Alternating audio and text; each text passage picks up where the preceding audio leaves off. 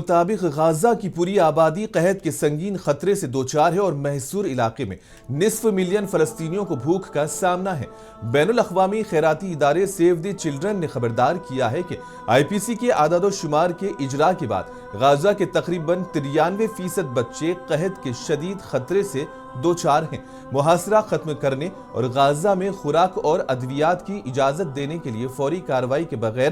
10 لاکھ بچے بھوک، بیماری اور بالآخر موت کے خطرے سے دوچار ہیں۔ اس نے مزید کہا کہ اسرائیلی جنگ اور امداد کے داخلے پر بندش نے خاندانوں کو زندہ رہنے کے لیے ناقابل تصور اقدامات کرنے پر مجبور کر دیا ہے۔ سیو دی چلڈرن نے ایک بیان میں کہا کہ اس کے عملے کے ارکان کو شمالی غزہ میں ایسے خاندانوں کے بارے میں اطلاعات موصول ہوئی ہیں جو زندہ رہنے کی مایوسی کے باعث جانوروں کی خوراک، میعاد ختم ہونے والا آٹا اور ریت میں ملا ہوا آٹا کھانے پر مجبور ہیں۔